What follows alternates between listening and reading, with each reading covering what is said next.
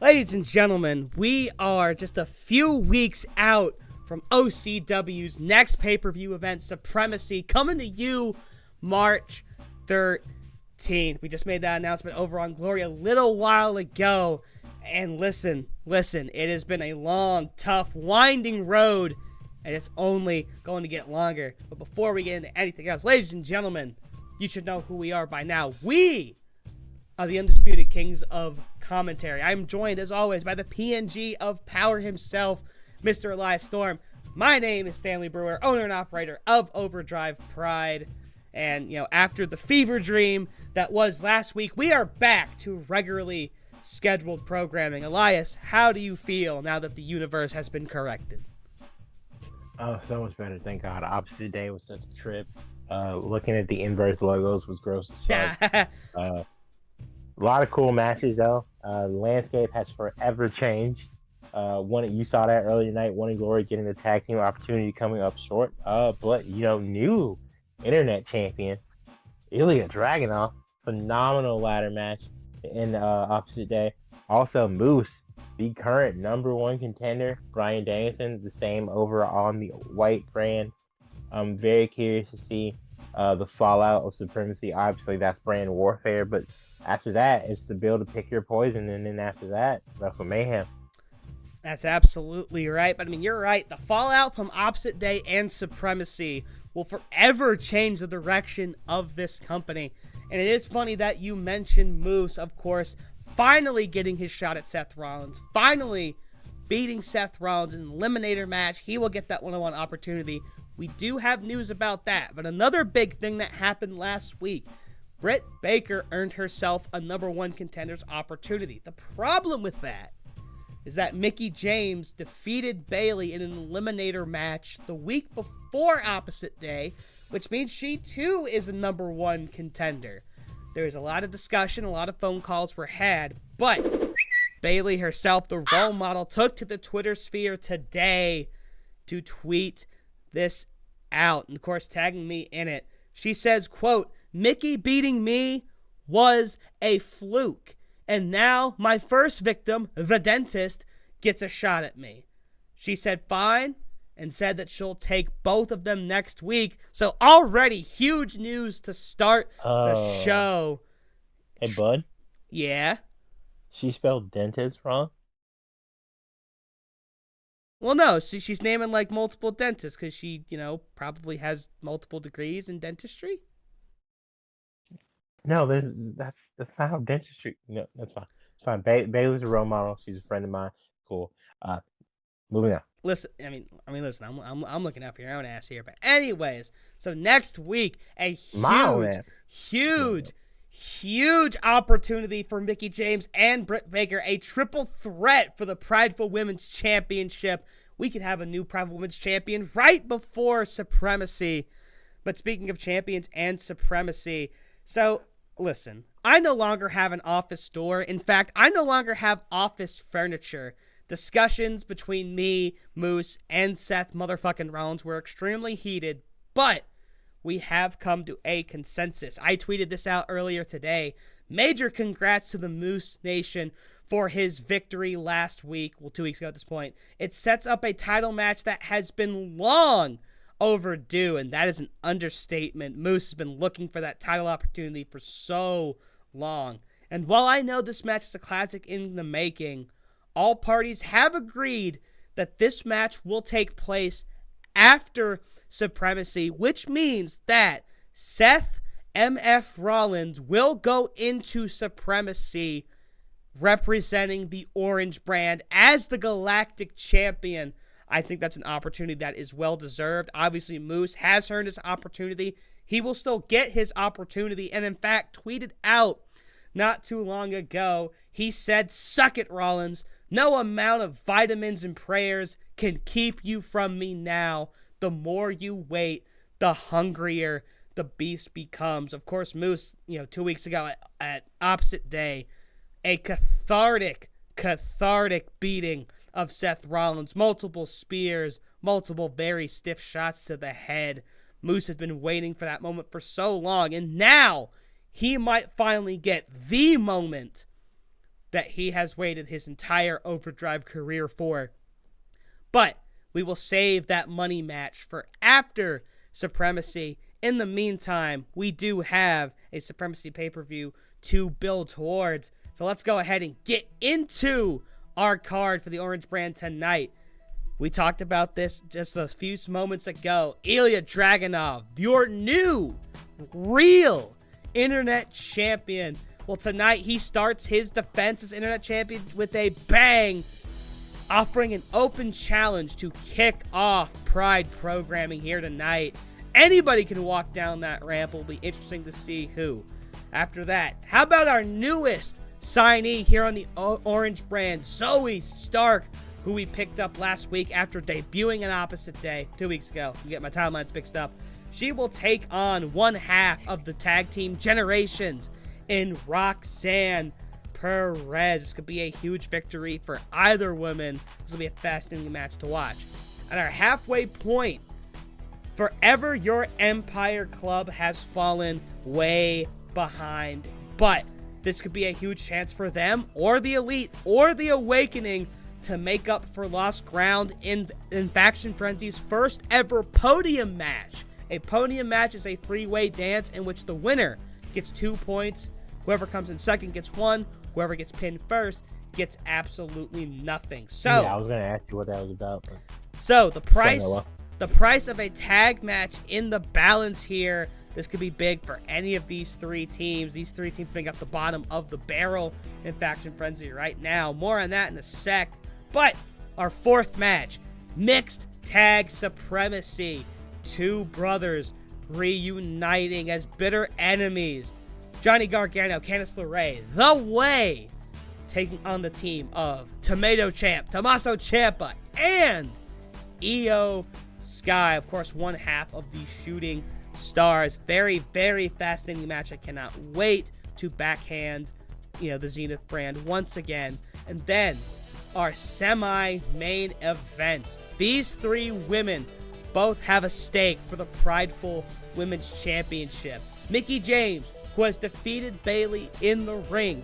Britt Baker, who earned her opportunity at Opposite Day and was also part of the first match in Overdrive history against Bayley. And of course, Miss Break the Ceiling herself, coming off of a fantastic 2 out of 3 falls victory against Selena Vega. Miss Break the Ceiling herself, Athena, all three of these women in a triple threat match. And you can tell we love our triple threat matches because our main event is also a triple threat match. One of the biggest matches in Faction Frenzy so far. Last 2 weeks ago, they were friends, but now Malakai Black gets his rematch against Hangman Page for the U.S. title, but a monkey wrench has been thrown in there in the form of Maxwell Jacob Friedman, trying to do everything he can to get Forever Your Empire Club back into the winner's circle. And let's take a look at the current standings for Faction Frenzy. Ladies and gentlemen, right now, a two-way tie for first. The Good People and House of Black. Now, here's a curious thing.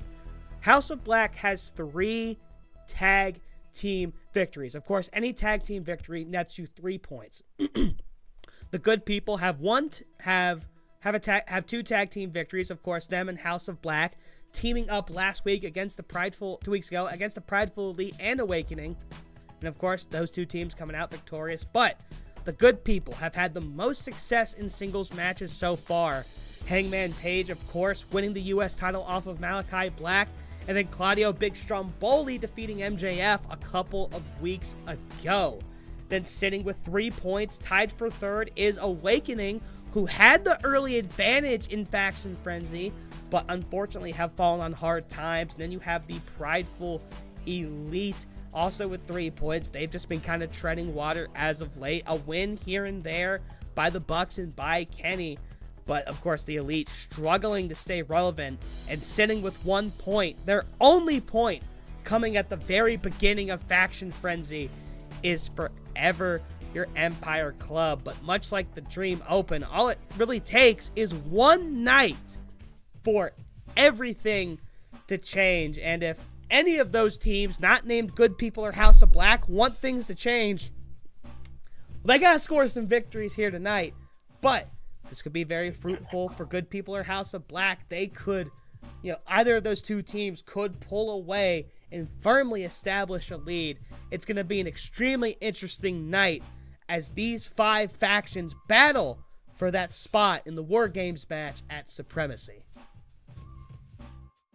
Indeed. Very exciting card right here tonight. Obviously, this decides who goes into War Games. Winner of Factions Frenzy. Mixed tag action to try and get more of an edge. Obviously, Pride in the lead on that, but honestly, doesn't matter because at the end of the day, it's going to be 0-0 at the start of Supremacy, and by the end, it's going to be 9-0 in Way of Glory. No, I'm tripping. My bad. You're right. 6-3. I give you 3. That might be the nicest thing you've ever said. Meanwhile, Internet Championship on the line to start our show. I'm being told the open challenger will be coming out first. Let's see who they bring out. It could be anybody. Oh my! This is interesting. The free agent. The Red Power Ranger and free agent Axiom. Free agents running all over OCW programming here tonight. Axiom, of course, appearing in the 20th episode Royal Rumble. An opportunity at the Galactic Championship. He fell short, but did last for a good while. And he could come in and without a contract, become your new Internet Champion. It's funnier than Ed spearing the shit out of Ilja Dragunov to be your Internet Champion. Ed spearing the shit out of a free agent.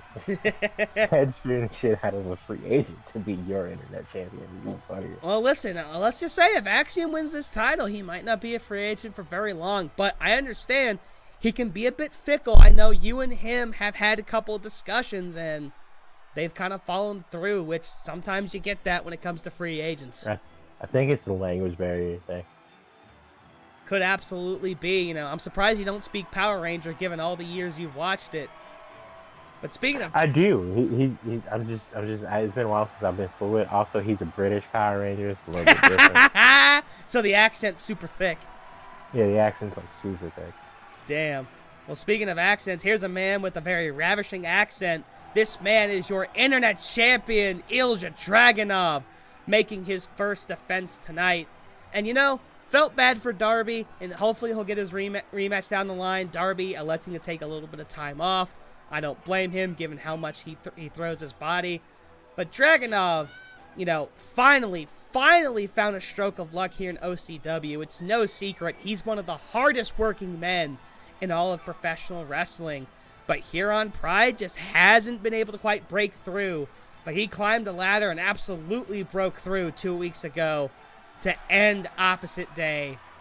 But can that opportunity translate into wins? Can that translate into an even better title opportunity down the line with either the U.S. title or the Galactic Championship if he makes it to 10 defenses? We shall see, but Dragunov very hyped up to be the Internet Champion right now. Look at that face. Absolutely. The Mad Dragon capitalizing on the opportunity at Opposite Day, outlasting 5 other men. Walked out the World Internet Champion.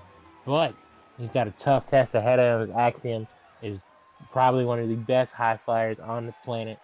And it's a tough test for both men coming into this match.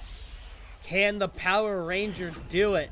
And World Internet Championship action to open up Pride programming tonight. We wouldn't have it any other way to start with a bang. And Axiom getting a warm welcome from the OCW Nebula here tonight. Someone even holding up a sign. How the fuck did they know he would be here? What do they know that we don't? Maybe they just like Axiom was cool and that you need to sign him. I don't know. That's what they did for Cedric. Maybe so. And Dragunov, of course, you see how the belt floats off the shoulder. That's that ore we've been talking about. Dragunov, no stranger to championships. He's been the top guy, currently top guy in NXT, was the top guy at NXT UK. May it rest in peace. But will Dragunov see that later? Is that the last time? Could Axiom, without a contract, be walking out World Internet Champion? Well, Obviously, you know the catchphrase. Time will tell. From bell to bell. The moment this thing rings and then they lock up and it's really cool. Yeah, exactly. And then Axiom like does like 15 flips, and then Dragunov just counters with the tombstone. Tombstone is crazy. Like no, like I would like that needs to be a spot where it's like the veteran wrestler versus like the flippy shit guy, and the flippy shit guy does like bounces off the rope, does springboard moonsault, because that's the most realistic thing to counter into a tombstone. But they just they do like the whole like ricochet, like doing like the cartwheels and shit like off the ropes, and then do it, and the guy just catches them and just goes, drops down. That would be great. Axiom. Tornado did it too. And the Red Power Ranger off to a fast start. Picture perfect. Wait a minute. Wait a second. Ah. Oh, boy. That was the deepest of covers, but Dragunov not going to be defeated that easily. Oh, standing moonsault. Yeah, actually, no, that's standing shooting star press. Yeah, he ran for it. Oh, Axiom. Ooh, underhook, suplex. Oh, Dragunov, though, coming back. He's the deceptively hard hitter. And looking to absolutely keep Axiom grounded. That's going to be his key. Ooh, indigestion's hitting me hard. That's going to be his key to winning this match. Oh, there's no way. Does Dragunov go high risk? Yes, he does! Head first into Axiom! I don't know how you're still standing. What a move there, honestly. If Axiom moved, that might have been the end of the match for Dragunov, but it connects successfully. High risk does indeed pay off. Count of 3 by the ref. That was an absolute missile. Oh, and speaking of, Axiom completely whiffs, and he is seething in pain. And now slow to get back in the ring. Shakes it off, back into the ring. Oh, Dragunov has him. Irish whip. He's got to hope that adrenaline doesn't wear off in the middle of the match. Drop down. Knee to the face. Leapfrog into the knee. And Dragunov trying to take back control of this match. And honestly, Axiom whiffing that suicida, that could prove to be deadly. Dragunov taking over. Drop kick to the head there. Top rope. Oh, the Noodle Man. Senton. Oh, Senton. Now Axiom smartly rolling out of the ring to recover. Oh, but wait, here comes Dragunov. Is right there. Dragunov being aggressive might be the smart thing to do. Now working on that elbow. The OCW Nebula getting to look at that fine piece of man ass that is Dragunov. Oh, wait a minute, Axiom with a counter. Screw leg whip. Count of 3. Ooh. Spanish fly. My God. Standing Spanish fly. And Axiom showing he's not grounded yet, but laying on that physicality that Dragunov's pretty familiar with, and now working on that leg. There. And Axiom seeing Dragunov's willing to go high risk. Those long arms of Dragunov getting them the hell out of Dodge. Count of 6. Oh, and into the hardest barricade. And Dragunov, I don't think he cares about honor right now. Unless... referee at the count of 8. Dragunov rolls back in. Axiom right behind. And immediately, gut wrench. And the free agent letting the internet champion know how he feels. Oh, close one. And another Axiom pumping himself up. Oh, Counter. Trips him. Axiom leg. Axiom absolutely feeling it, going for the cover. Oh, he was really feeling it right there. But out at 2 goes Dragunov. Axiom putting up a tremendous fight. Dragunov could potentially be in trouble.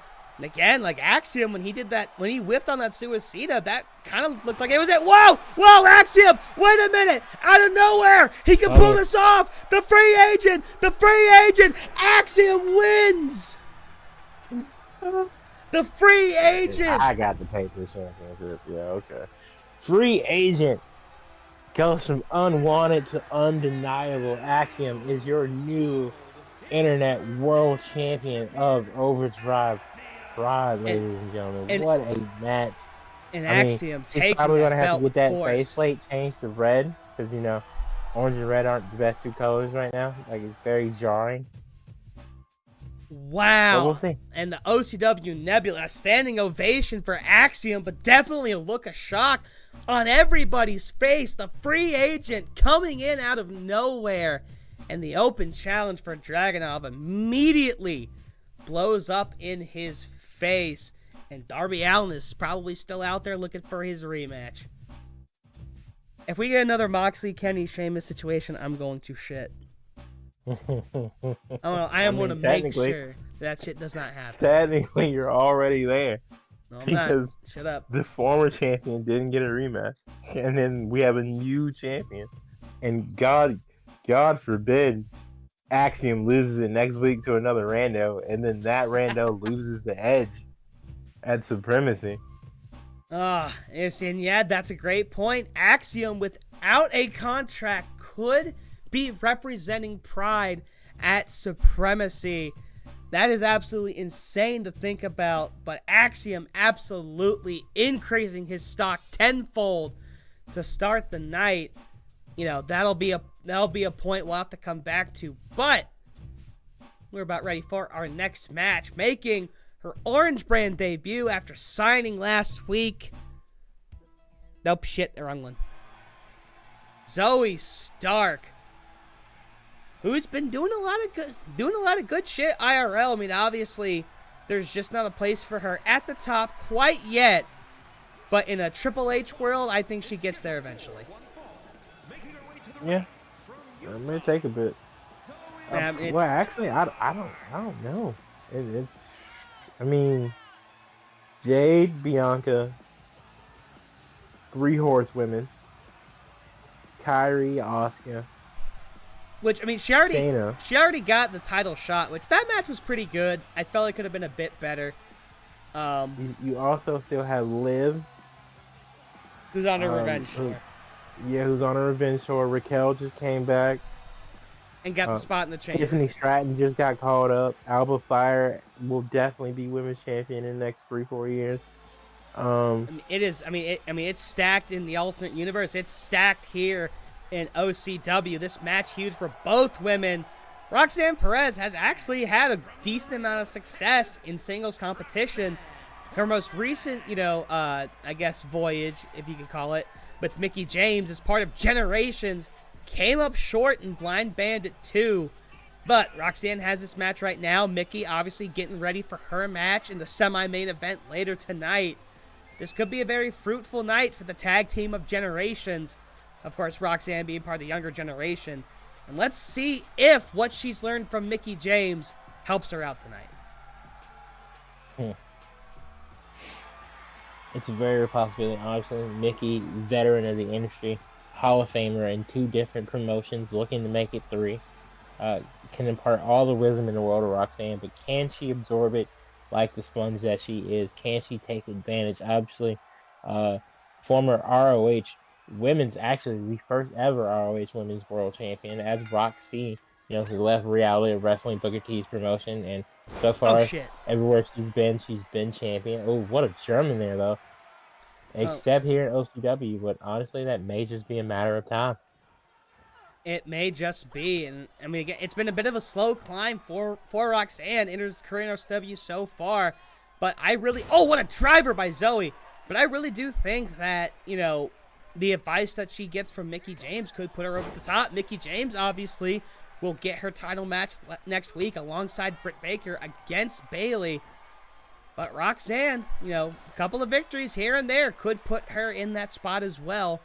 Obviously not, that spot with them next week, but, could get that spot to be a champion. But right now, Zoe Stark trying to state her own case to become Prideful Women's Champion, and right now, absolutely taking it to Perez.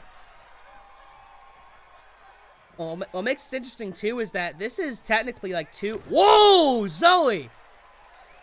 This is, I won't necessarily say 2 generations of NXT, because Zoe was in Black and Gold, but, she wasn't there for too terribly long. I think she was in 2.0 for a little bit, and then got called up. Yeah, she was.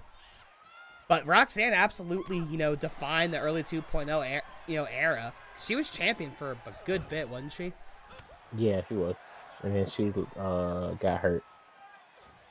Injury bugs are the worst. And Roxanne, roll up out of nowhere, out of nowhere. Oh wow. Yeah, I don't know what it is with NXT, but that knee injury bug is insane. Like everybody's tearing their ACL down there.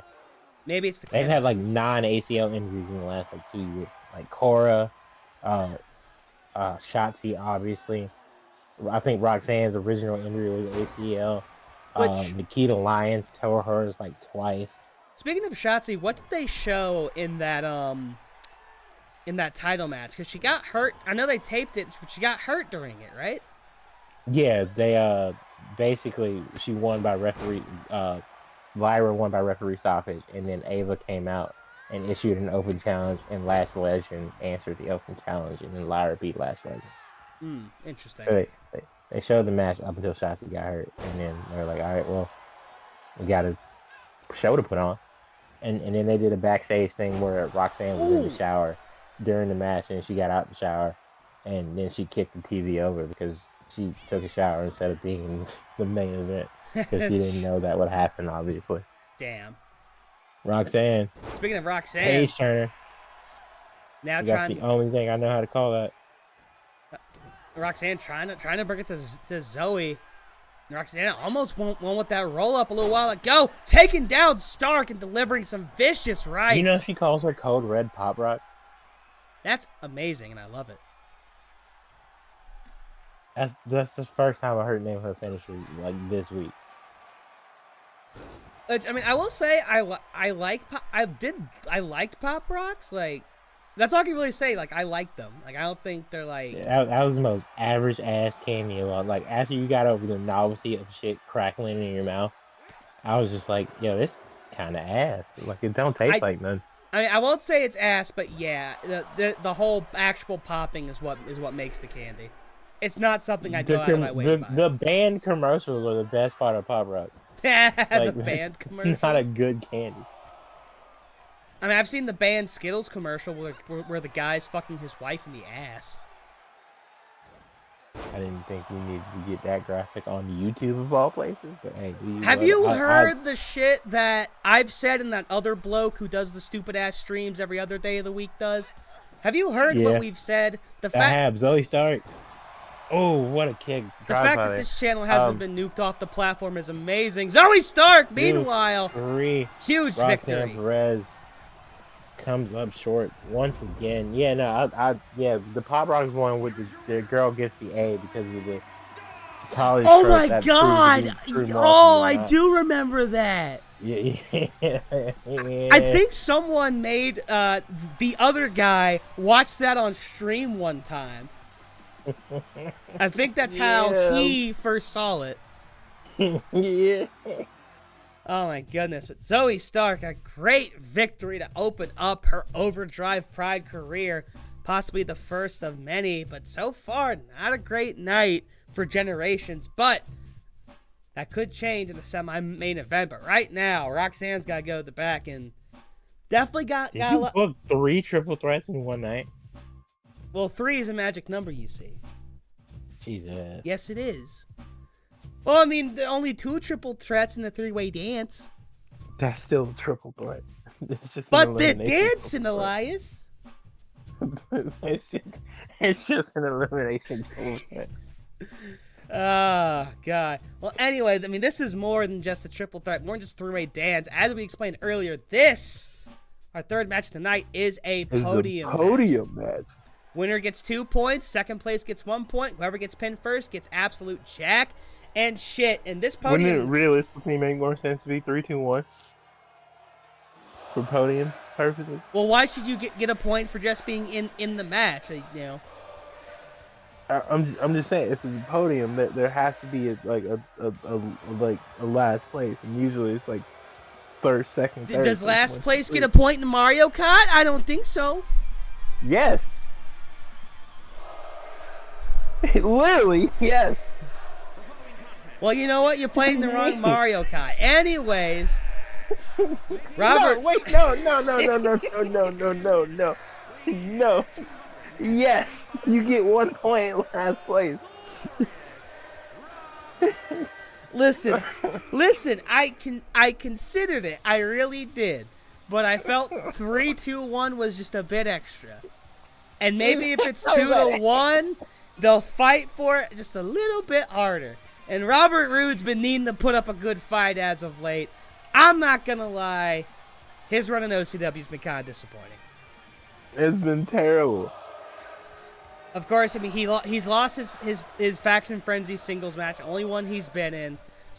He's had many opportunities at the internet title to become a number one Bro's got contender. like one of the worst win rates in the company. Yeah, don't remind me. But again, the M word, momentum. It all starts with a singular win. And this wouldn't just be a win for Robert Roode. This would be a win for Awakening. Those 2 points puts them in a firm second place behind the good people in the House of Black, one of which could break away in the main event tonight. But he's got to go up against the other 2 teams, who are kind of towards the bottom of the barrel. And right now, the mission for LA Knight, Empire Club. the mission, get 4 points tonight. The mission for LA Knight and MJF right now is to get some wins. And LA Knight making his singles debut in this tournament. He's been in I believe 2 of the tag matches so far. His win rate's not that good either, is it? It's better than Roode's, I'll say that. By like what, a match? And a half. It's crazy. But the megastar LA Knight, still a lot to prove here in OCW, a lot to prove here on the Orange brand. Of course, he was a very, very special pick. I still believe in his potential. I believe in what he can do. And again, it's all about the M word. It's all about momentum. It all starts with just a singular victory. All right, well. And finally, speaking of victory, Wesley also the guy looking... with an actually good win rate. Wesley has completely turned himself around since the shenanigans that was the worst OCW second match worst of all time. Shelton Benjamin versus Wesley, the ladder match. Realistically, you have to book that match again just to see if it's better. I want to say I booked something like it a little after Wesley came back. I honestly can't remember right now. But Wesley... I think they had a regular thing. No, you have to book them in a ladder match. Oh, God. I think they had a regular singles match. But no, maybe that'll be the match next week. Good people versus Lee and Kenny in a tag match. But Wesley, of course, impressing the man of many nicknames, the opener, the reopener, the recruiter, Kenny Omega, and of course Lee competing in the first match for Faction Frenzy against Will Ospreay, unfortunately falling short, and Lee of course falling short against Malakai Black as well. And a quick cover for Roode, nothing happening. Wesley has been struggling once again, but unlike the first time around, Wesley has a support system. He has guys behind him, giving him advice, helping him out. And obviously the Elite still value him very much. They trust him enough to come out and get what could be a crucial point or 2 points. Again, all 3 of these teams need it, but no one needs it more than LA Knight. Oh, Lee though. Springboard, wheelbarrow, poison Rana. But LA Knight immediately bouncing Lee onto his back. I mean, it really can't be understated how much all 3 of these guys need to win, and Robert Roode is swinging in air. Okay, he found it. Oh, now all 3 men battling with a chair somewhere in the middle. Oh, what's LA Knight thinking? Whoa! Possibly a shout out to the leader of the good people and Hangman Page with the dead eye. But all 3 men still up. What a move by Lee. And now Knight, what's he thinking? And possibly looking to drop Lee. Snake Eyes on the apron. And now Knight goes into the hardest barricade. And Robert Roode trying to assert dominance, but he's got two guys he's got to think about. Ooh, that was... Knight ran right into the steel post there. And now Roode goes into the barricade. And now Knight and Lee locking up. Lee falls just in front of the barricade. Back into the ring goes Knight. Roode trying to get Lee back into the ring now. Wes Lee, though, Northern Lights. And now running Lee back into the ring, going after LA Knight. very eager to get back into the Nothing ring. comes from it. And Roode producing his second weapon of the match. This time in a Singapore cane. Oh, Jesus. I mean, that was a huge, sickening thud off the head of Wes Lee. But Lee still standing. Countered by Roode. Reverse Dota. Not the one he wants. Obviously, the Impaler Glorious he's finish he wants to hit. Oh. Now wheelbarrow head scissors. Now Wes Lee trying to take over. Oh, Roode, though. Shot to the back. And now Lee into the bell lock. Into the STF here. It's only the bell because it's Brian. And Lee. Oh, locked in, but Lee manages. Big boot by Knight. Irish whip. Drop kick. Oh, Drop kick that does nothing. The chest of LA Knight. Too big. Sidewalk slam. Spinning sidewalk slam. Covered one. Woo! And no man able to get any kind of major advantage. LA Knight, though, bringing the moves. LA Knight, everybody singing. Oh, roll up by Lee. Oh, the ref's late to the count. One. The referee's ass. One. Kick out. Referee in the worst possible place. Whoa, that's a Saito. I think that was a Saito. Yeah, that's Saito. Oh, Knight, though. What the fuck? Oh. What a bomb, man. Turning Lee inside out. Taking advantage is Bobby Roode. Needed a face. And Bobby Roode could easily get a pin right here if he hits that DDT. Knight, though, neckbreaker. Knight taking him out. And Wes Lee, possibly smartly, just kind of observing what's going on. Now looking to strike Lee.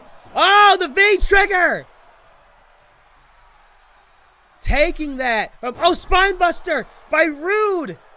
LA Knight could be out. He just took a V-trigger. He just took a hell of a spot. Oh, cardiac kick connects. And now the cover. Robert Roode is gone. And Awakening gets nothing. They lose. FYEC guaranteed a point. Wes Lito's not done. Oh, Wes Lee with that lethal combination there. And Wes Lee could earn 2 points, which would help Prideful Elite very much so. Double underhook, throws him over for a suplex. And these past 2 minutes have been all Wes Lee throwing Knight into the barricade. And that chair originally produced by Roode, now connecting to the skull of Knight. And of course, three-way dance falls under triple threat. No disqualification rules. LA Knight, that was a sickening lariat. Oh, LA Knight might have gotten a bit of the chair. I mean, if I'm LA Knight, you gotta do everything in your power to wear Wes Lee down, because a Wes Lee who's constantly hitting moves, who's in that flow state, is virtually unstoppable. Oh, misses the kick though. And this is what Knight needs to do. Knight needs to get the match back to his own pace, and that's a good way to start. Oh, wait a minute. Lee already back up. The resilience of Wes Lee. And a power slam by Knight, though. And again, LA Knight controlling the pace of the match, slowing it down, trying to keep Lee grounded, or at least away from any kind of ropes, going for that move again. Oh, now Knight laying it on, bringing the punishment. Oh, Wes Lee, though. Some jabs. Right jab, left jab, into the barricade. Like these guys are playing fucking Tekken out here. Oh, Lee! What you saying is fucking Eddie Gordo versus Brian Fury? Something like that. Oh! That knee to the face! Wesley, I mean, showing everything he's learned. Whoa! And incorporating his own style, but Lee... Is that a standing Phoenix Splash? Or nah, you're not tripping. And now That's Lee. good. Oh, my goodness. Kendo stick. Oh, Knight rolls out the way. Oh, clothesline. And this could be the momentum shifter. Knight laying on the physicality. Oh, Lee, though, with the furious comeback. Back and forth. These two go back and forth. Just don't go up the ramp, for the love of God, please. Or we will never see them in the ring again. And whoa! Into the face of Knight, and Knight already backed into the barricade. Swinging! Swing blade. Drop kick. This is brutal. Both these guys, I mean, we've seen this from Wesley in recent weeks, too. We've seen Wesley get a little bit more physical with his wrestling. You know, a lot more punishment as opposed to his usual, you know, high-flying, flippy shenanigans. Something he definitely picked up from Kenny in the Bucks, and I guess trying to prevent Knight from being able to lay on that physical offense. Smart move. Oh! And both these men, they've been outside the ring for a long time. Backdrop, and Lee's head was very close to hitting that pole. Oh, that chair, though. That chair, still a point of contention. Robert Roode's gone from the match. His impact still felt. And now Knight picking up Lee. What's he thinking? Oh, ass first into the barricade. Wesley's not going to be sitting for a week.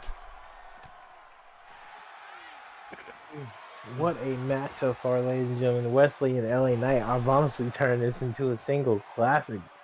I mean, they've turned this into a fucking brawl. Neither of these two men wanted to get into the ring. And finally, LA Knight. And he's going to bring the chair with him. Lee, you got to get up, kid. Oh, he gets up. Yeah, Wesley. Successful. And again, Can he capitalize? FYEC guaranteed a point here. Drop kick.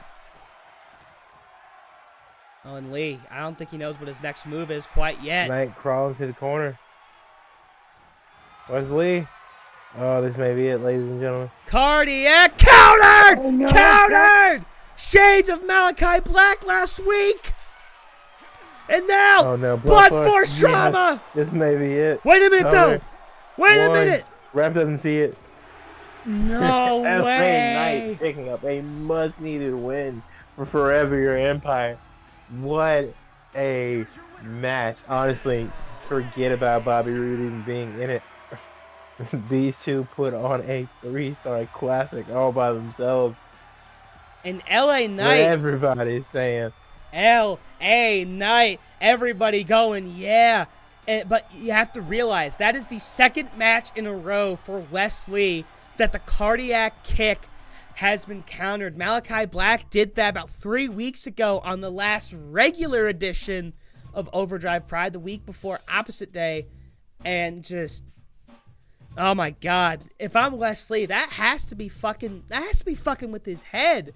The fact that, I mean, he hit it against Roode earlier in the match, but LA Knight, seeing the writing on the wall, massive counter, BFT.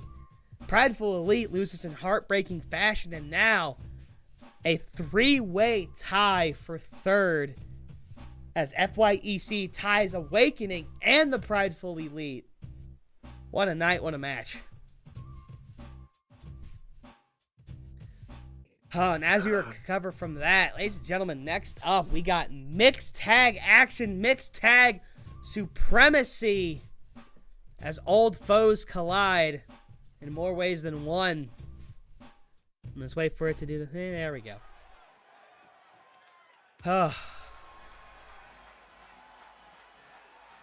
Yeah, it'd be really funny if the Way wins because Johnny can't buy a win for shit on your drive. On your brand.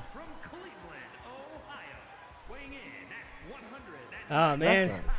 I was about to say, his silence speaks volumes, ladies and gentlemen.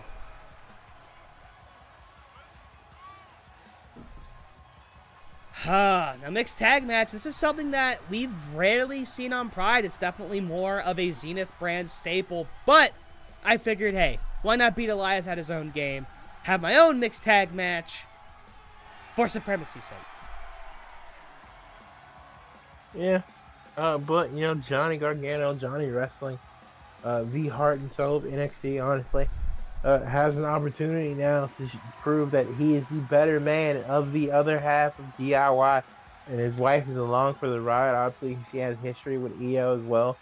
The Way has the opportunity to pick up some momentum after Indy, unfortunately, lost to JC Jane earlier tonight.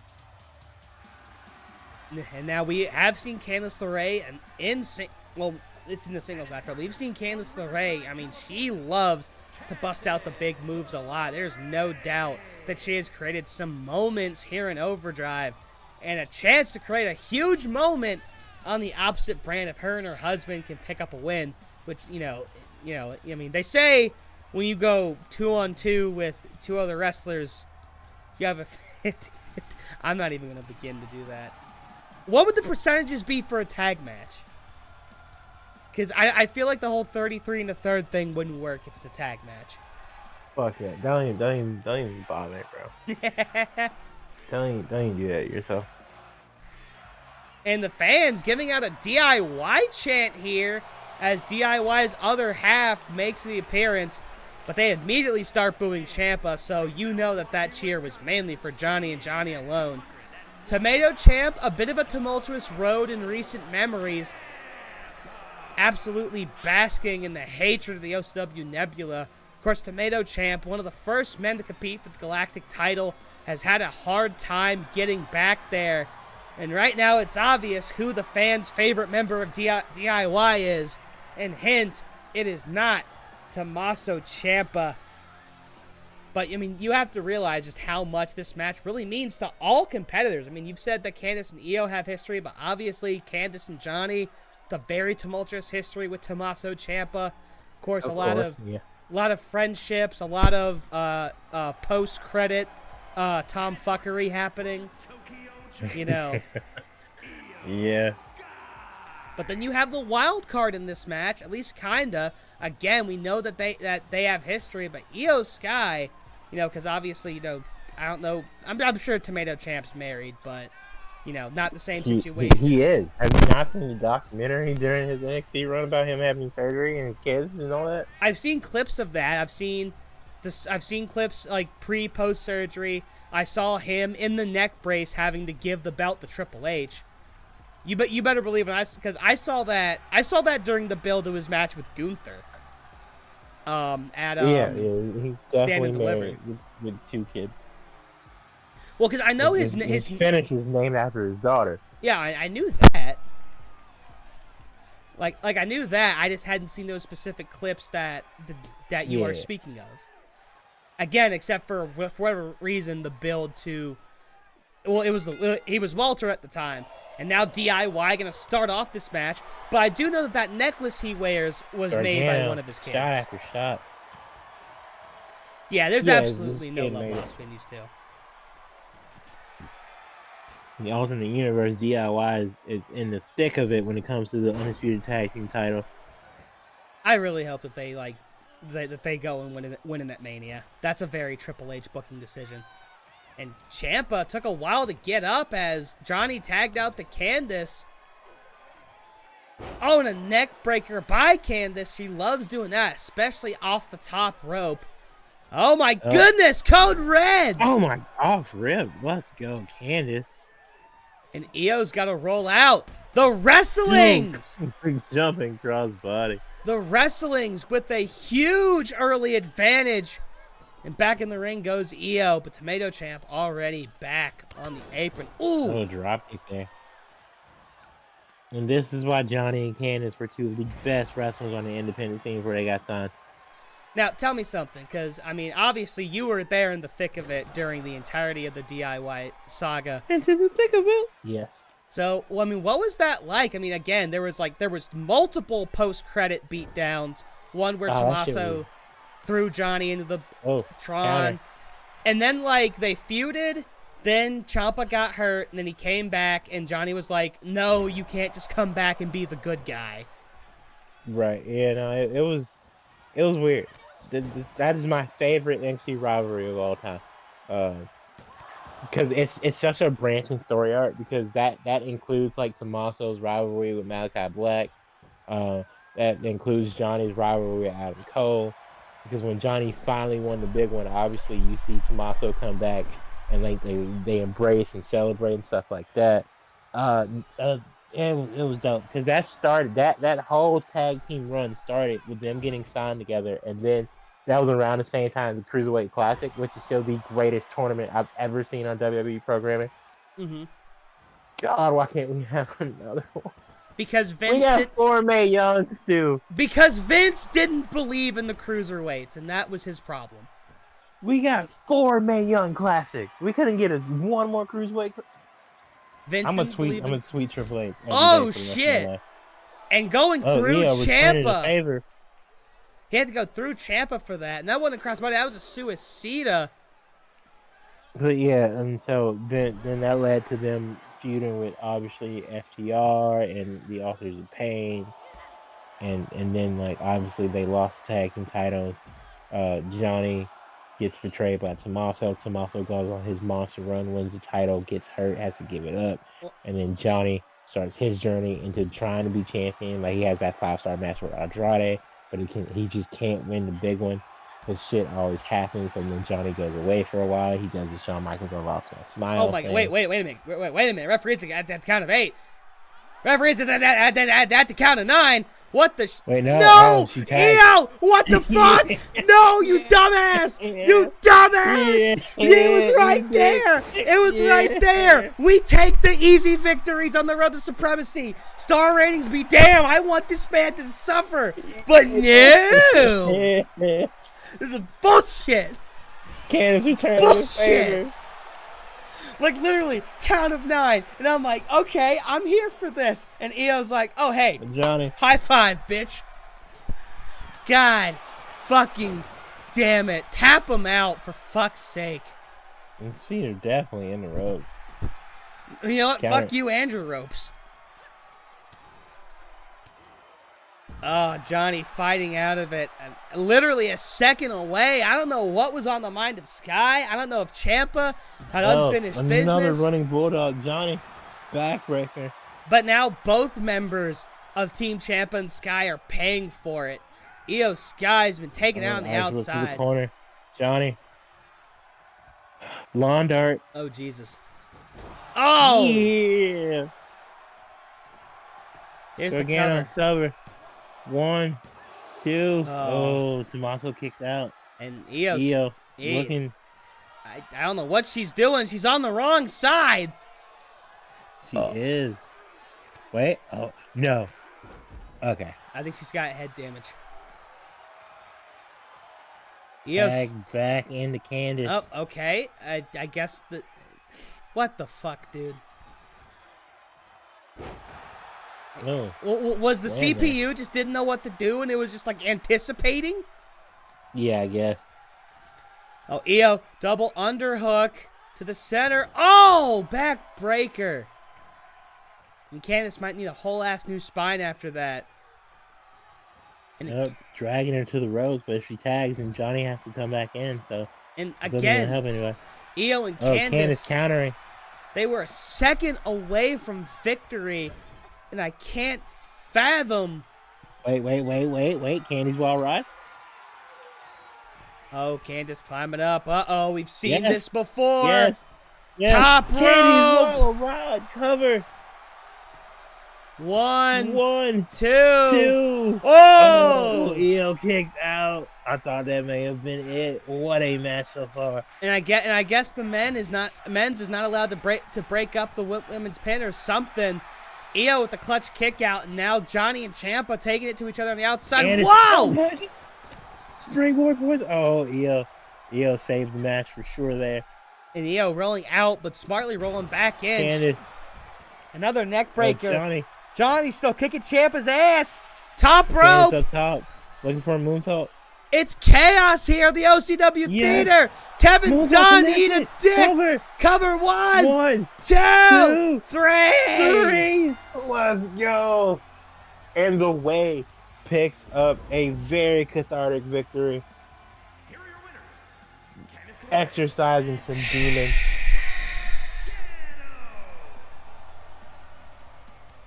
That was the stupidest shit I've ever seen in my life. That was a great match. What are you talking about?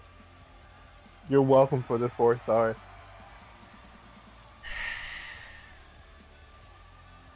One second. You didn't even give me 4 stars. Fuck out of here with that shit.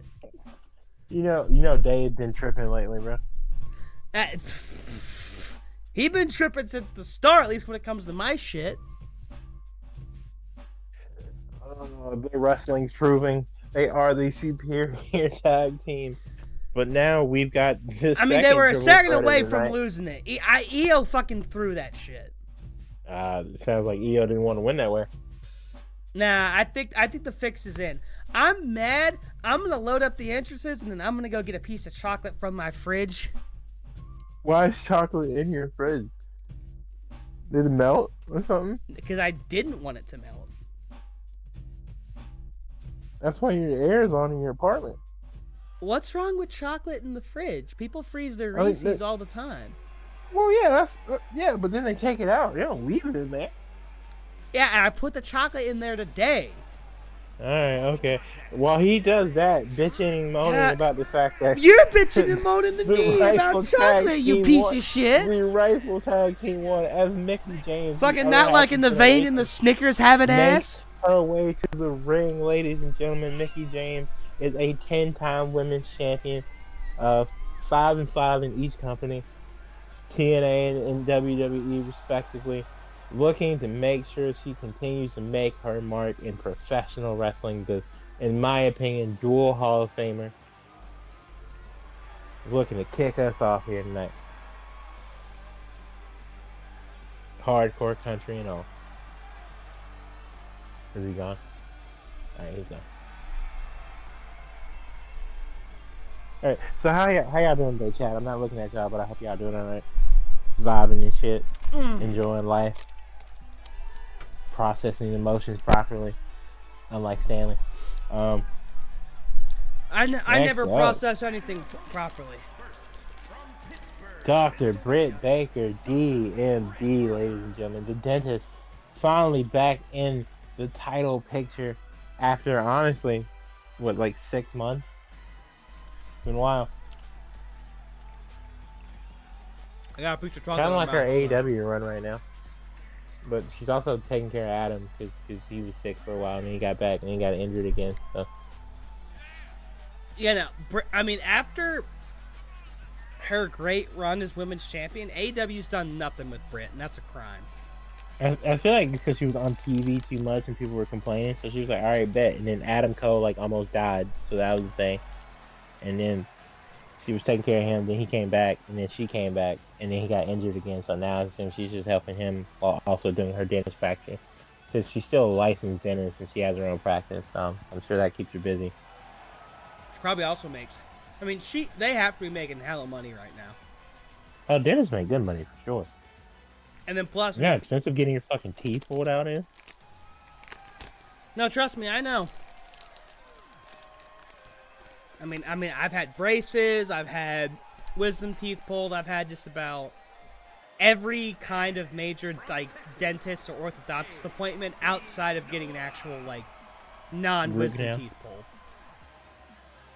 Or, I've never gotten a filling either. You've had a root canal? Root canal? No. Okay, well, that's one I was thinking you didn't have. I feel like, oh, you've never filled a cavity? No, I've never had cavities. I'm a good brusher. Look at that.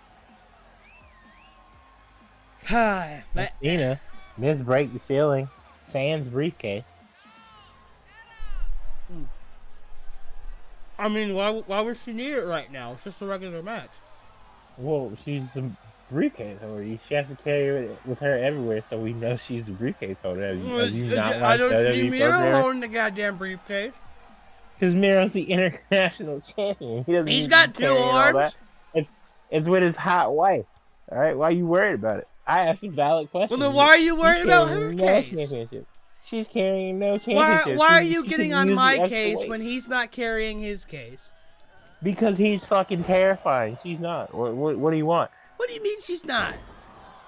If you were in a dark alley, who'd you rather have? Ember Moon, a.k.a. Athena, or Miro/Rusev? They'd both kick my ass. I'd be scared either way. Yeah, one wouldn't be as bad, though. One, you're just dead. And the other one, you may need to go to the hospital. May. Emphasis on may. May, June, July, whatever, blah, blah, blah. Anyways, whoa, DDT. Viking one. Again, this is an extremely interesting match because, again, all 3 of these women have some kind of stake in Bayley's Prideful Women's Championship. Obviously, Britt and Nikki qualified, and Athena can declare her title match at any time. And right now, Athena riding some huge momentum after her big victory. Athena's just like, you know what, next week, Fatal 4-Way. She could very well do that. She absolutely has the power. Honestly, I think what she's trying to do now is she's either waiting for Bayley just to have a really rough week and match her the next week, or she might be waiting for Wrestle Mayhem to do it. I mean, realistically speaking, right? Bayley has a triple threat next week, then a week off, then Supremacy, where she will definitely lose to Becky Lynch. I'd cash in a week after Supremacy. Well, ultimately, that is up to her, and she hasn't really, said anything any which way yet. Athena, keeping her plans very close to the chest, and right now doing her best to prove why she was misbreak the ceiling. And uh-oh, what's she thinking here? Oh, shades of Orton! Oh, yeah. Rope DDT there. That's something we haven't seen from Athena. Britt. Oh, Britt gets tripped up over Finisher Mickey. animation gets cheesed out. And that might be a huge thing for Athena. She gets back to her feet. Oh, and she didn't get all of it, but got a little bit of Baker. But now Baker takes her down. Britt paid her. Now Athena rolling out. Shelton Benjamin. Cover. Northern Lights. 1, and 2. Out at 2. And Athena, triple threat rules. She's got a weapon. She's got a cane. And, I think Mickey might have been lining up for that DDT. But Athena interrupts. Baker, though, immediately on Athena's case. And Athena. Oh, what a move by Mickey, though. With the monkey flip. Honestly, it looks like for both women, they've been trying to isolate Athena and just have their own little singles match, which would make a little bit of sense. Speaking of Athena, indigestion comes at the wrong time. About 2 count. Oh, wait, Athena top rope. She's looking for the eclipse, but Mickey interfering. And she tried to go for a broom handle and failed, but now Mickey pulling up Athena. DDT. Just a regular one. Oh, kick. Baker super and kick. Another one. To the face. Oh, but With Athena right there to break it up. Now Athena going to the outside. No way, crawling back on the inside. Realize this could be your chance. What's she thinking up there on the top? Oh, she was trying to wait for the eclipse, but couldn't get there. Baker interrupts. Now hitting Athena in the head. Oh, intercepted. Now a drop kick, but Mickey back up. Mickey reminding Athena who she is. Tripping her up. Neck lands on the cane. Now it looked to be an exploder suplex by Mickey. Athena, though. Massive kicks. Here's the cover. 1. Honestly, this has been a match of just... Oh, pay dirt! Pay dirt! At least something that resembled it. And now... Uh-oh. Now Baker, she's been pissed. Oh, my goodness. Oh, it's intercepted by Athena again. And Athena to the back of the neck.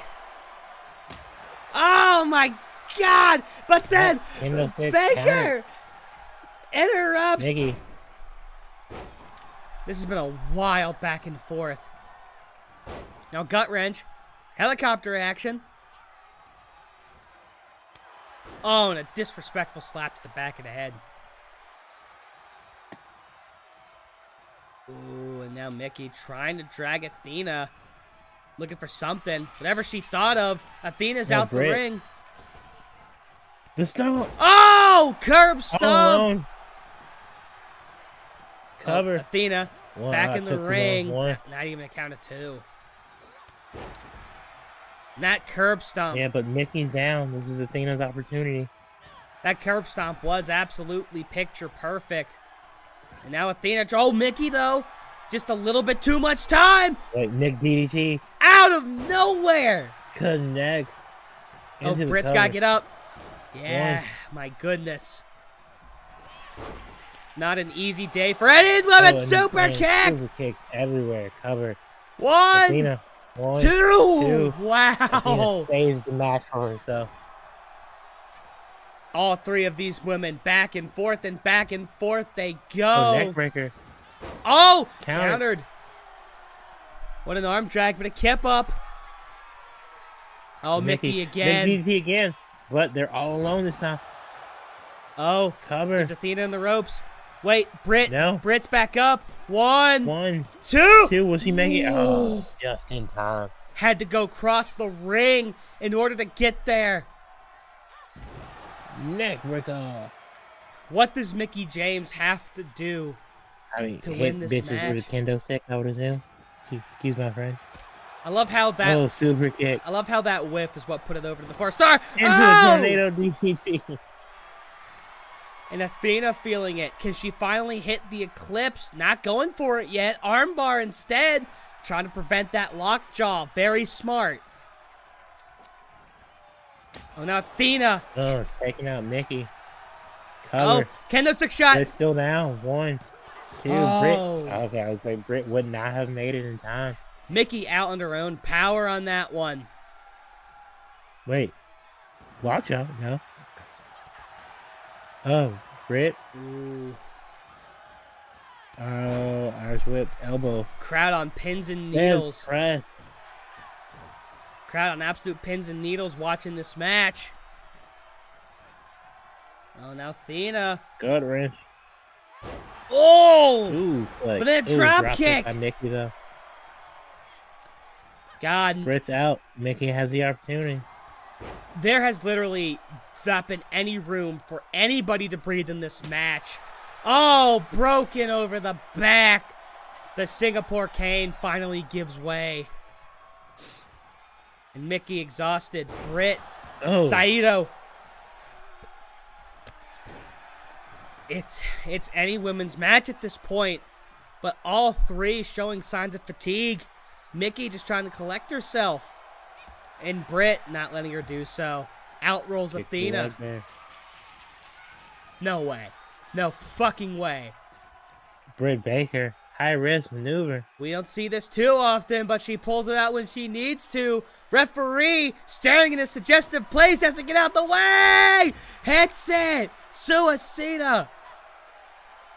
But Mickey taking out Mickey James. But now Athena has her one-on-one. And OCW Nebula giving this a "This is awesome" chant, rightfully deserved. All 3 women, some of the best the Orange brand has to offer, wrestling their goddamn asses Athena. off. Springboard drop kick. Springboard. Oh, Cover. oh! Mickey. Greatest springboard. 1. Oh, out of 1. This match is fucking insane.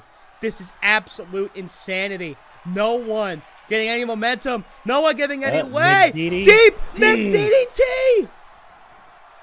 Wait, Britt, what are you doing? Oh, fakes the rollout for the weapon. Mickey thought she had the cheese. Super kick. Into another. This is it. Athena rolling out. Athena rolling out. 2. Britt Baker reigns supreme. 2 out of 3 weeks in a row. 2 shows back to back. Britt Baker has proven herself. We may be looking at the next prideful women's champion, ladies and gentlemen. We just may. What a match. Athena could insert himself into that match next week if she so chooses. But right now, Britt Baker with the victory. Hard-fought match on every side. And it wasn't necessarily about who was the best, even though they all put out a tremendous performance. But it was about who could get that 1, that 2, and that 3. And those 3 seconds go to Britt Baker. Once again, for the second time in 3 weeks, second match in a row, Britt Baker is victorious. That M word, momentum on her side. Britt Baker might be sitting very pretty come next week. Very real possibility, but now we've got the third and final triple threat of the night. Faction Frenzy points on the line, as well as the United States Championship. MJF. Listen, Hangman Adam Page. Malakai Black. Listen, I'm a 3-count stan, okay? You know, I like the Backstreet Boys and NSYNC 2. And, you know, I like the number 3. This is the third triple threat. You didn't name a third boy band. 1, 2, oh, because I always forget what the next one is. Anyway, 1, 2, 3. Boys Next Door. Well, I forget who they name, because it's like we like the Backstreet Boys, NSYNC 2, Britney Spears, and somebody else. I'm trying to go by the actual song. You could say One Direction. Oh, fuck no. I'm not lending any credence to those British bastards. 5 Seconds of Summer. Damn, 5 seconds. The Vamps. Boys for Now. Yeah, Boys for Now. And speaking of... B12. Girl, you need a shot of B12. You know you... The guy... Why is Steve, like, the best vocalist on that show? Because Scott Grimes is the fucking GOAT. That is absolutely correct. And speaking of someone who considers himself a GOAT and definitely will be one of the future GOATs of pro wrestling, Maxwell Jacob Friedman, FYEC already with 2 points. Now a 3-way tie for third, but a win tonight not only means a new U.S. champion for FYEC, but that puts him at 4 points. Which puts him in second place, right? Well, technically third since there's a tie for first. Right, okay. But again, that 1 point, the 1 point, if it goes to the good people or Malakai Black, it puts one of them in a firm lead. And speaking of the House of Black, here comes the leader, the man who played nice last week. I'm so glad this entrance is still in the game. This is so weird, right? Like, I think it's just like a leftover from like 2K20 or whatever. Or 2K22, because I think he was in that technically. What? There were a lot of... now there's no reason to put him in 23 or 24. Well, again, this is a creator wrestler. Like, I mean, you saw that AOP's not in this game, but they still have like AOP's finish and everything. Yeah. Well, yeah, finishers are different because lots of people use moves like that, you know? I mean, listen, I don't know why. The fact that they gave... This man had this entrance on the main roster, mind you. Like, it's clear they thought very highly of this guy. The fact that he never became even a mid-card champion is so wild to me. Oh, you remember that one time he came back during the pandemic and super kicked the fuck out of Big E? Yes, I do. Went nowhere. Yeah. And then they released him like 2 weeks later. And that was after like a month of vignettes with the Tale of Dark Father. And I'm just like, yes, Malakai Black, he's on my screen again. This is all I ever wanted in life and more. But this was also when, like, literally people would get pushes and then get released for no reason. Because, like, WWE did, like, 2 versions of, like, Black Thursday. Because it was, like, 2 different Thursdays, like, a year apart. Oh, I remember.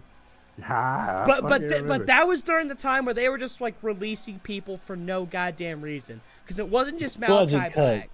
That happened to a bunch of people. They would be on TV getting a push and then nothing. But of course, Malakai Black coming off of a very fruitful U.S. title run, but coming down the ramp now a man he played nice with last week, but the man who took that title from him, Hangman Adam Page, whose U.S. title victory helped propel the good people, into the winning column. And really, if it's not for that win, because his win for the U.S. title got the good people their first point in Faction Frenzy. Since then, good people have been practically unstoppable. Meanwhile, as I've said, House of Black, they've hung in there because as a tag team unit, whether it be Malakai and fucking Brody, or Brody and Buddy, when it comes to tag matches, House of Black has absolutely had it down. But that one match that has escaped them, that one match that would have House of Black in the lead if Malakai Black didn't fall, that U.S. title match. And Malakai Black is probably staring daggers into the back of the head of Hangman Page right now. Hangman Page used to being a man with a target on his back. Of course, he's been at the top of AEW before. And now, standing as your United States champion, and he's got 2 targets on his back tonight, plus anybody else in Faction Frenzy who might get a shot at him if it comes to blows. Ladies and gentlemen, this is our main event. All right, get out the screen. Come on.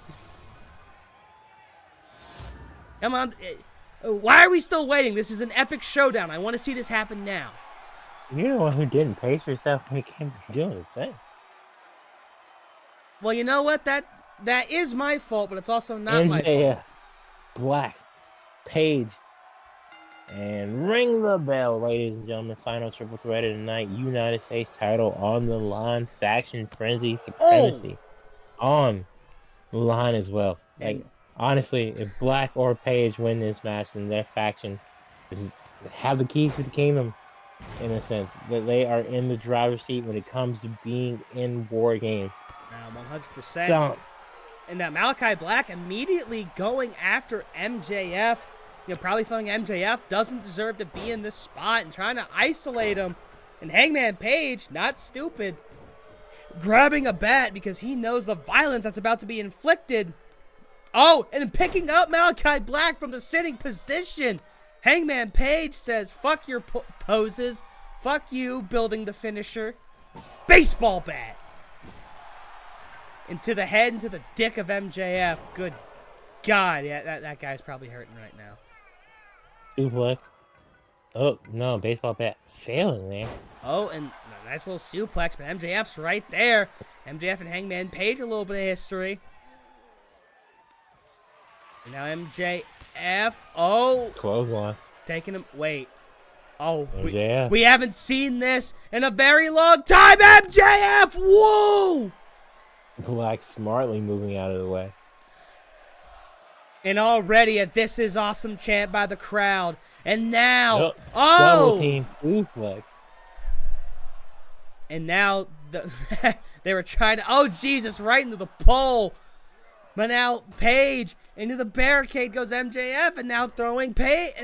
And Tommy End throwing everybody into the barricade. Oh my goodness. I had to use what I think is his legal government name, but I really don't know. It's definitely not. And now Page shadowboxing with himself. I guess trying to get himself hyped up. Black now. Oh, Snake Eyes. Oh, and now, the physicality of Page. The overhand chops. Well, Tom is, but yeah, his legal name is Ed, bud. Wait, so his legal name is Tommy End? No, it's fucking Tom, some fucking Swedish or German shit. Tom, some fucking Swedish or German shit? That's a long last name. No, it's like B. You know how the U has the 2 dots on it? Oh, it's one of those. Yeah, okay, it's like I got B-U-G-D-E-S. Okay, Tommy Burdenshire, got you. Meanwhile, MJF, using the bonk that came from Tommy Burdenshire. Burdenshire, completely whiffing And now a MJF. drop kick out of nowhere. Springboard drop kick to the back. Exploder. And now these two got the miss. Oh, and MJF just got missed. And Burdenshire and Page having a pong match with the body of MJF. But now Page has to break it up. Oh, wait. Oh, wow. If he had a one like that, bro. Honestly, I wouldn't have been that mad. I just think after that sequence, I just think that would have been funny. And like I said, they practically played pong with MJF's body, and now vicious shots with the baseball bat. Hangman Page said at the beginning of this match. Back up after all of that. Wait, oh, powerbomb! But black kick. I mean, MJF, we've seen his rise. He went from not being on TV to hosting showcase matches and now leading his own faction and now just trying to get that faction back, into its winning ways. 3 points and another point could come their way. Oh, MJF steps out the way. Elbow to the ass of Page. Burdenshire now. Fade the Burdenshire! Oh, one, Page two. Oh! Ooh, MJF saving just the title reign of Hangman Page and the match for himself. 100%. Burdenshire almost recaptured the U.S. title match, or U.S. title. On Page sending that bat flying out of the hands of Burdenshire. MJF rolling out the ring. And now it's just Burdenshire and Page. The singles match that Burdenshire wanted this whole time, but with the baseball bat. Bust it open. And Black bust open Page, but Page picks him up. Oh my God, Deadeye on Malakai, Burdenshire, Black, but MJF. What's he thinking? Oh, back body drop. MJF. This match is insane. Trying to steal it. One, two. Burdenshire kicks out. What a match. Page kicks up, and he's looking for a weapon. Oh, he whips on the Fade to Black. Miss. The Fade to Black whips. The Papa Khan. The Papa Khan's been produced. Oh my God, this match is insanity. So many weapons. MJF is getting fucked. Oh my God. Oh, this is a mugging. This is a fucking mugging. MJF. Looks like some of that heat from AEW crossover. Oh my God. Oh, Fade the Burdenshire. Cover. 1, 2. This match is insane! This is insanity! I'm losing my fucking mind. Holy shit, I can't breathe. I'm lightheaded. MJF. Oh! Bitch slapped the Burdenshire. He used the ring.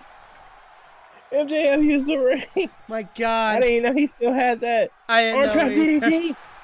Oh my God. This is MJF's match to lose. What does he do? Oh, he's an idiot. And after the mugging, looking to bring it to Page. He had the match won. He's so dumb. Oh Black my was God. out because he used the Dynamite Diamond ring, and then he hit that's Page what with the arm trap. That's what happens when anger gets the better of you. He's concussed. Clearly, because MJF, I know, would have just won the match. That was like we had the pong sequence, but then like the whiff, the mugging, the actual Fade to Black, like two kickouts. MJF, this is your opportunity, kid. Oh, Maxwell, what's he arm trap thinking? DDT. Oh, on the sledgy. Oh my God. Wait. Oh, backbreaker. Oh my God. Oh, no way. Oh my God. Springboard stunner. I thought he went for the Cody Cutter, but it was a springboard stunner. That worked. Please kick out so we can get 5 stars. Oh my God, MJF. No 5 stars. Fuck you, Dave. But MJF survives a mugging. and is your new United States champion. FYE Club pulling the heist of a century here tonight. This is unreal. From worst to second best. This is unreal. A reversal of fortune for FYEC Club. 4 points puts them in third place.